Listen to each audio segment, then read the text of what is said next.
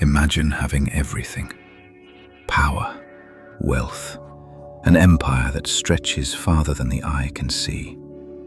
Imagine soldiers standing at attention when you enter a room, and entire cities holding their breath when you speak. Now imagine lying awake at night, unable to rest. This was the problem facing Emperor Aurelius, the most powerful man in the known world. And yet, he was waiting on God. In this story, you'll follow an emperor who could command armies, but could not command peace. And as the story unfolds, you'll discover why God often gives peace first, long before he gives answers. Stay with me until the end, because there's a quiet realization Aurelius makes, one that changes everything. And once you hear it, you may start seeing your own waiting season very differently. Aurelius ruled Rome at its height. Golden halls, marble floors, torches lining corridors that never seemed to end. If he wanted something, it happened. A bridge built? Done. A rebellion crushed? Finished. A decree sent across the empire? Immediate. And yet, there was one thing Aurelius could not summon: peace. Not the political kind, not the silence of obedience, but the kind that settles the soul. Aurelius had prayed, quietly, privately, not in temples full of noise, but alone, late at night, staring at the ceiling of his chamber. He prayed for clarity, for assurance, for direction. Should he expand the empire? Should he pull back? Should he trust his advisors or his instincts? But heaven was silent. No signs, no dreams, no answers. And for the first time in his life, Aurelius couldn't force a result. Think about the irony. This was a man who could order 10,000 soldiers to march, entire cities to rebuild, history itself to bend. Yet here he was, waiting, an emperor, pacing his chamber like a restless child. At one point, he even laughed at himself.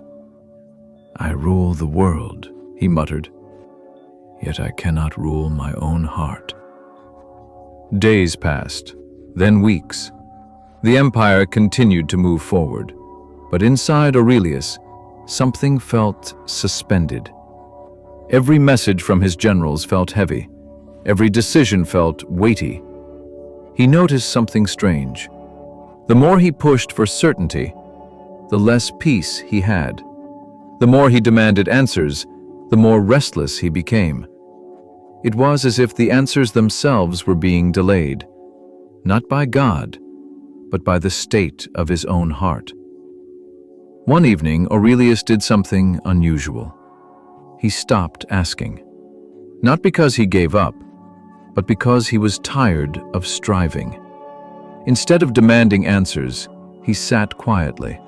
No agenda, no urgency, no pressure, just stillness. He listened to the sound of his own breath, to the quiet crackle of torches along the walls, to the distant hum of a city asleep. And something unexpected happened. Nothing changed outside, but inside. The tension loosened, his shoulders dropped, his thoughts slowed. For the first time in months, Aurelius felt peace. It wasn't loud. It didn't arrive with a revelation or a command. It simply settled, like calm water after a storm.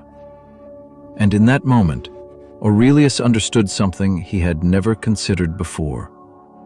God hadn't given him answers yet, because Aurelius wasn't ready to receive them. The unrest inside him would have twisted any answer God gave. Fear would have distorted it. Urgency would have rushed it. Pride would have misused it. Peace wasn't the reward. Peace was the preparation. Aurelius realized something profound.